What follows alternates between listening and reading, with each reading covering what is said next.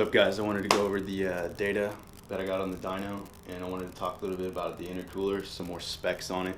And I brought the old stock intercooler out here, kind of comparison, see how much bigger the new intercooler is over this stock one.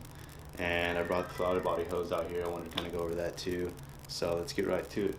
Alright, so the new verticooler, it sits at a 15-degree angle and has the largest volume of any aftermarket intercooler for the G3 WRX, with the core measurements of 400mm flow length, 205mm stack height, and 120mm thick. So it's one of the biggest intercoolers around, even compared to front mounts. It's pretty large.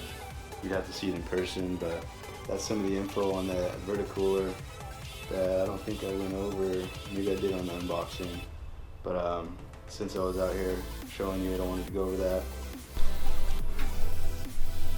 So you can tell how much bigger the verticooler is from the stock intercooler.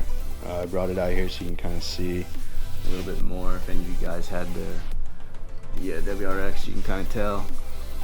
But let's try and get it lined up here without fucking anything up. Yeah, so the stock, it sits like this, 15-degree angle. It's pretty much vertical. It's pretty gnarly here. Let's get this angle here. You can see how it sits. So yeah, it's pretty damn up there, almost 0 degrees.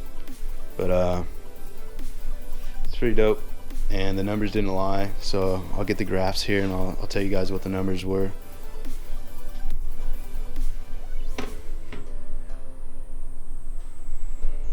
Alright, so I got the graphs here. The old maps on the stock intercooler.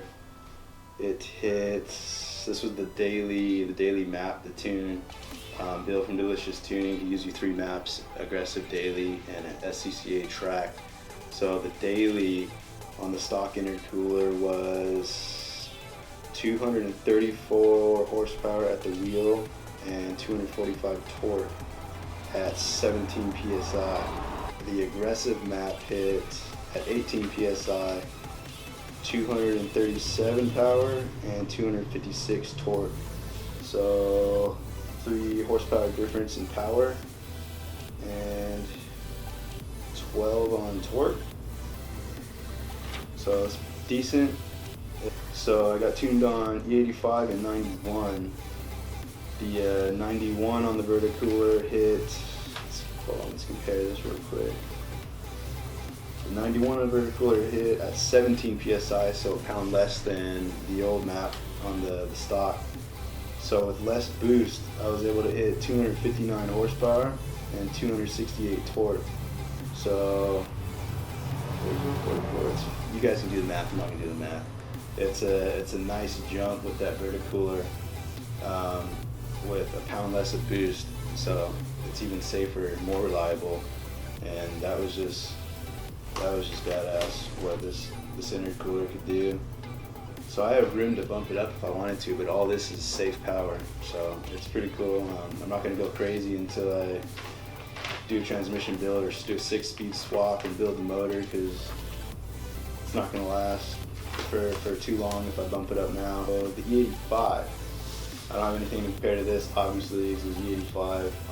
I got the 1000cc injectors in,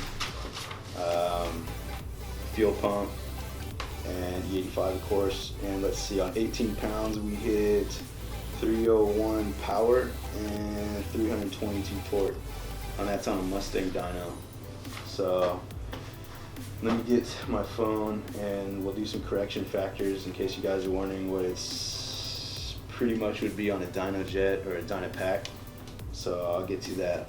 Alright, so the correction factor for a dyno jet would have been 340 horsepower at the wheel, and the torque numbers obviously are going to be higher than that. I had 322, so that would have been decently higher.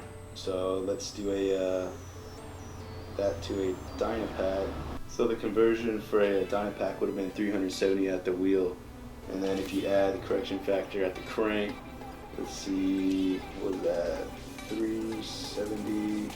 about 415 at the crank, so considerable amount if you do the correction factors for Dynojet or Dynopack. But yeah, that's pretty much where the numbers sit as of now, so I'm not going to be doing any tuning or anything for a while now, since I can't really survive any of that bigger power. But knowing there was room for improvement going off at 18 pounds of boost was pretty legit, so I was very excited with that. Just want to go over the specs and the dynograph and the intercooler comparison, and I have some more stuff later on, and that's pretty much it. All right, peace.